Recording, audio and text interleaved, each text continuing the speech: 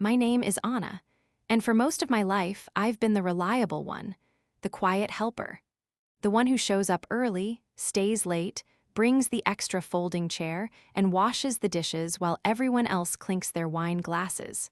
I never wanted attention. I never needed a spotlight. I just wanted a seat, an ordinary seat, at a table where I didn't have to prove I belonged. But in my family, even that was too much to ask. Every holiday, every gathering, the pattern stayed the same. Clarice, my older sister, sent out messages that looked like invitations but read more like instructions. Can you come a bit early? Bring napkins if you can. Oh, and help Mom with the dessert table. Not once did she ever say, "We'd love for you to be there." Because the truth is, they didn't think of me as someone to welcome, they thought of me as someone to use. This time was no different. Grandma's memorial dinner. Held at Clarice's house, the three-story white colonial with the wraparound porch and rose-lined driveway. The house everyone praises her for. The house I helped her buy when the bank said she needed a second signer. That part never made it into the family stories. I arrived early, as always. I brought the fruit tray, lit the altar candles, wiped fingerprints off the framed photo of Grandma in her favorite purple scarf. I arranged the folding chairs. Yes, the same chairs I'd probably end up sitting in. And when the guests arrived, I did what I always do. I faded into the background, into the kitchen, into the role no one assigned me, but everyone expected me to play. And then, right on cue, Clarice came in. She looked flawless like she always does. Hair done, nails painted, wearing a silk blouse I recognized from one of those I'm barely scraping by phone calls. She was carrying a tray of pork belly and spring rolls. She didn't stop to say hello. She didn't ask how I was. She just smiled, the kind of smile that makes your skin feel thin, and said, "Anna, I left a dish towel by the sink. Can you start on the dishes? It's getting hectic out there." That was it, no please. No eye contact, just an assumption wrapped in politeness. Like I was part of the kitchen decor, useful, silent, and easy to ignore. I picked up the towel. It was damp, heavy, smelled faintly of dish soap and something sour, maybe leftover fish sauce from lunch. I held it in my hands for a long moment, staring at the sink piled high with plates I didn't eat off of, glasses I didn't drink from. Behind me, laughter floated in from the dining room. My mother's voice, my cousin's loud jokes, Clarice's fake laugh that always rose just above the rest. I looked at the towel again, and for the first time in years, I didn't move. I didn't roll up my sleeves, I didn't smile and say, "Sure."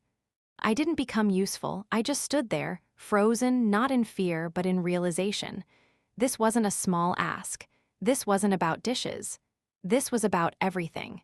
They say memory fades with time, but mine hasn't. Not when it comes to the things they'd rather forget.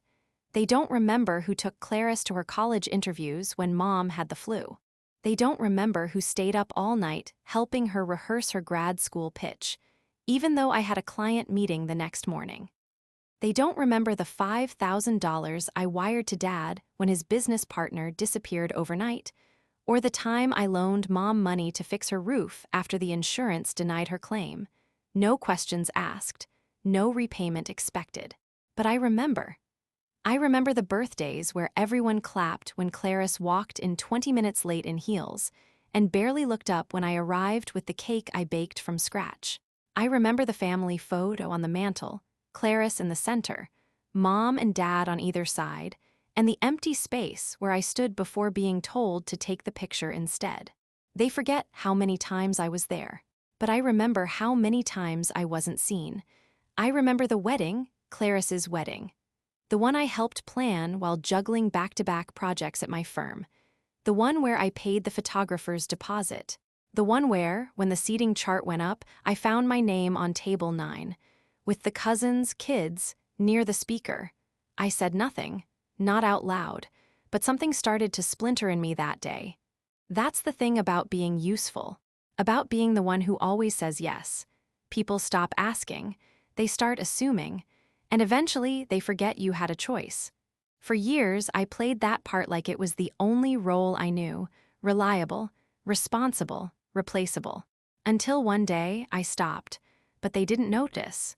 Because when someone like me grows quiet, they just think we're being polite. They don't hear the withdrawal. They don't notice the distance. They don't realize that absence starts in the heart before it shows up in the room. Standing in that kitchen with the dish towel in my hand, I realized something. I wasn't angry. I was done. And done is louder than anger. Clarice had already gone back to the dining room. She didn't wait to hear my answer, because she never thought I'd say no. She assumed I'd fall into line like always. Smile, scrub, stay out of the way. I laid the towel gently on the counter. And I walked out of the kitchen, not rushed, not dramatic, just present, fully for once.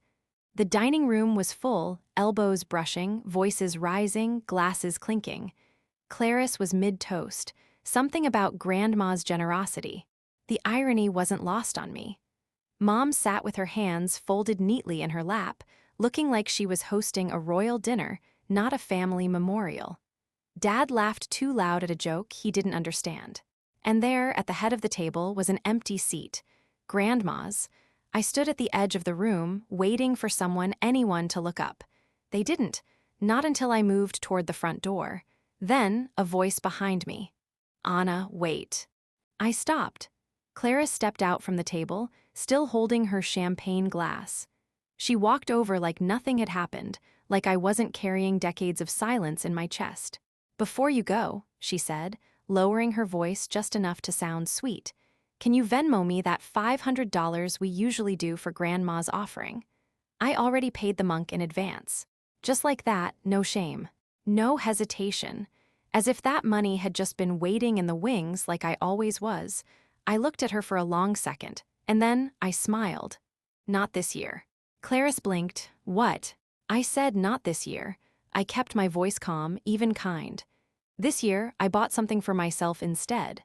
She tilted her head like I was speaking a different language. "Anna, it's Grandma." I nodded. "I know. And she'd be the first to tell you. Kindness isn't a bill you hand someone with dessert." Clarice stared at me like I'd grown a second head, then scoffed, spun on her heel, and walked back to the table. I didn't follow. I stepped outside. The cold air hit my cheeks like clarity. And just like that, the shift happened, not outside me, but inside. I didn't feel guilty, not even a little. For the first time in my life, I had said no. Not loudly, not angrily. Just finally. By the time I reached my car, my phone had already buzzed twice. 3 p.m. Mom. "Anna, that wasn't necessary. You made things awkward." 7 p.m. Clarice. "Wow. You couldn't just keep it together for one evening." I didn't respond. I drove home with the windows half down, letting the wind rinse the weight off my shoulders. The sky was soft and gray, the kind of sky that held its breath. And for once, I felt no need to explain myself to anyone. That night, I didn't check the family group chat.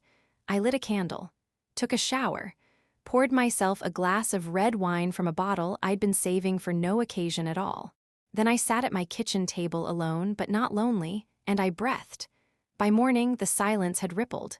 9:22 a.m. Dad, let's not blow this out of proportion.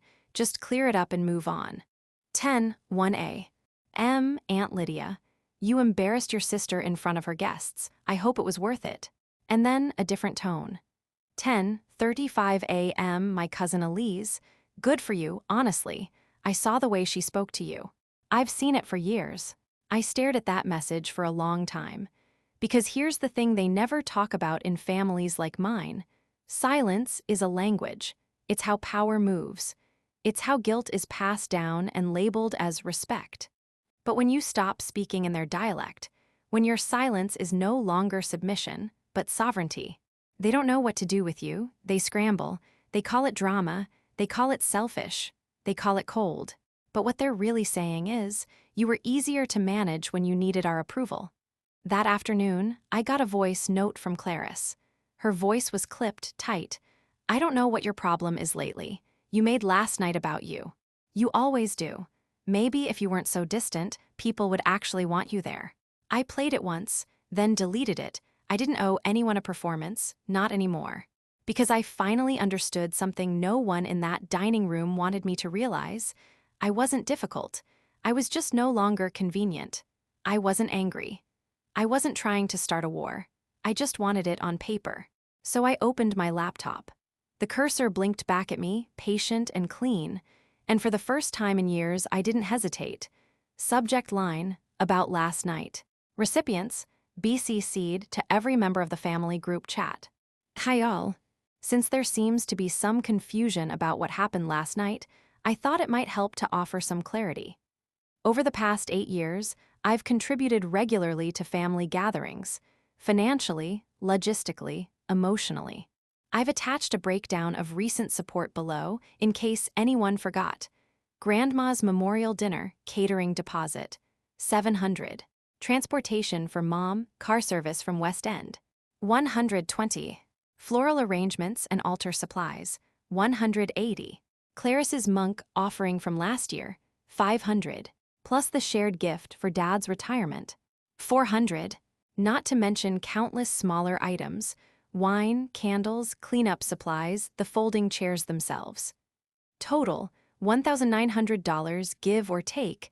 I never asked to be repaid, and I'm not asking now. But I was told, quite clearly, that I wasn't part of the celebration last night. Not in words, in actions, in tone, in the seat I wasn't offered, in the dish towel I was handed instead. So I'll make it simple. I won't be covering the next gathering, or the one after that, because I'm no longer investing in rooms that leave me standing by the sink. Best. Anna.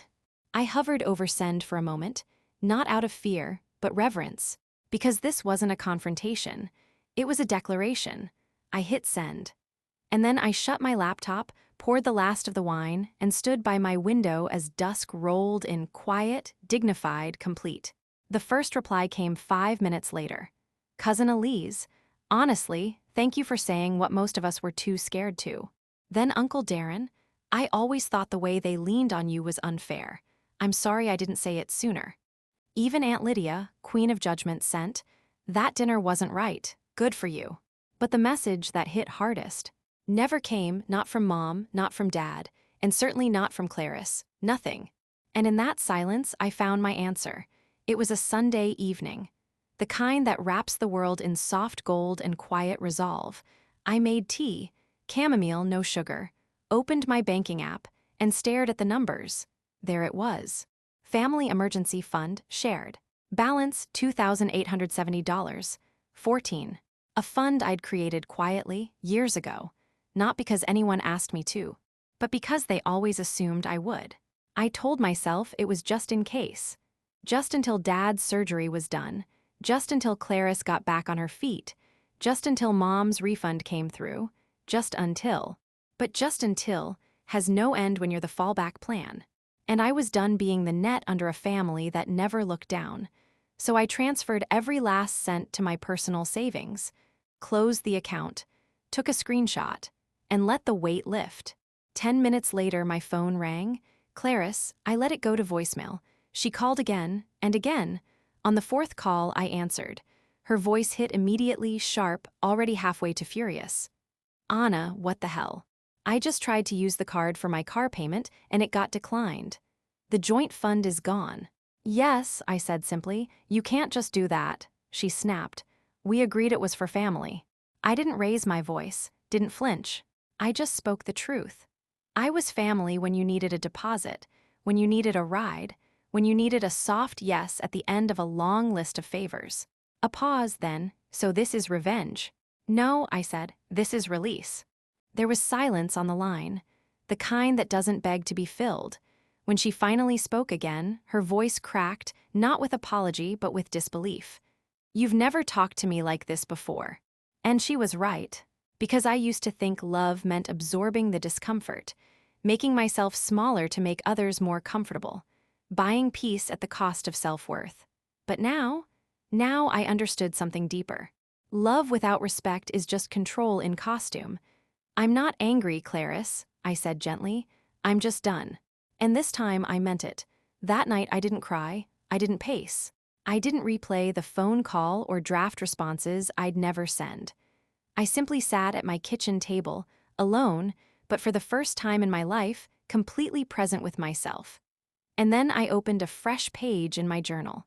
At the top, I wrote, "Rules for my table." Not a dinner table, not the one they sat me next to near the sink. This was the table inside me, the one I had been building, slowly, quietly, my whole life. The one where my worth lived, where my voice would never be talked over again. I wrote, Rule 1, no one who makes me feel invisible gets to eat first. Rule 2, love that demands silence isn't love, it's convenience. Rule 3, apologies must arrive without excuses, or they don't count. Rule 4, I will no longer pay to be tolerated. Rule 5, if I have to earn my seat, it's not my table. I closed the journal slowly. Not out of sadness, but something closer to reverence. Then I lit a candle, poured myself a glass of wine, not to numb, but to toast. And I toasted to the quietest, strongest decision I've ever made. To stop knocking on doors that were never going to open from the inside. To stop begging for room in a house I helped build. To stop mistaking proximity for belonging. The next morning, I booked a ticket to Santa Fe. A trip I had postponed 3 times. Each time for a family event, a crisis, a could you just. Not this time. This time I said yes to me. It showed up on my feed a few days later. A tagged photo, posted by someone's spouse. Hashtagged family forever blessed. I almost scrolled past it, until I saw the table. Clarice's dining room, crowded, curated, camera ready, everyone smiling, wine glasses lifted, napkins folded just so. And then barely in frame, there I was, in the background, blurry, alone, still wearing my coat, still holding the gift I brought for Grandma's altar, still sitting beside the recycling bin. I stared at it for a long time. Not out of shock, but recognition. That photo didn't lie. It told the truth they didn't even realize they were capturing. That while they toasted each other's curated memories, I had already begun to step out of frame. And strangely, it didn't hurt, because the woman in that photo, blurry, quiet, unseen, she still showed up, still brought flowers, still sat with grace beside the trash. But she's gone now, not broken, not bitter, just done. Done waiting to be acknowledged. Done shrinking to be tolerated. Done mistaking endurance for love. That version of me stayed behind in that photo, and I let her go with gratitude, because she held the line until I could pick it up. She stayed until I was ready to leave. 2 weeks later, I hosted my first dinner in years. No cousins, no aunts, no one who ever asked me to show up early, stay late, and leave quietly. Just 6 people. People who had seen me at my most silent and still listened. People who brought wine without being told. People who asked if they could help, then actually did. We sat around my modest kitchen table. Mismatched chairs. No seating chart. Just the sound of real laughter, low music, shared warmth. I made lemon roasted chicken. Someone brought crusty bread. Another brought dessert in a dented tin that tasted like childhood. At one point, I looked around the room and realized there were no roles here. No good daughter. No designated helper. No hierarchy wrapped in holiday tradition. Just presence. Just peace. Halfway through the meal, my friend Naomi raised her glass. Her voice was soft but clear. To Anna, for reminding us that family isn't who puts you to work. It's who notices when you've been standing too long. The room smiled. I did too. Because for the first time, I wasn't watching from the edges. I wasn't biting my tongue or balancing someone else's comfort. I was at the table. My table. And no one had to earn their seat, least of all me. It arrived on a Tuesday, tucked between a catalog and a credit card offer. No return address. Just my name, handwritten in cursive I hadn't seen in years. I knew the handwriting immediately. Mom. My first instinct was to set it aside, to protect the piece I had spent weeks building. But something in me, curious, calm, opened it. Inside, a single page. No flowers, no sticky notes, no guilt-framed apologies. Just this, Anna. I've reread your email 5 times. I didn't know how far we had pushed you, or how quiet you had become just to stay close. I was wrong. If you never come back, I understand. But if you ever do, I promise no more dish towels, no more trash cans. Love. Mom. That was it. No, but no, you should understand. No layered excuses, no emotional traps, just I was wrong, I didn't cry, I didn't text back. I folded the letter slowly, carefully. Not out of sentiment, but out of respect. Because some things don't need to be relived, only recognized. I placed it in a drawer beside my journal, the same one where I'd written the rules for my table, and then I went back to my desk, a cup of tea waiting, sunlight pouring through the window, work in front of me that felt meaningful. A life I had built, not inherited. I was no longer holding space for a version of me that needed to be tolerated. I was home. And for the first time, the table I sat at felt entirely, irrevocably mine.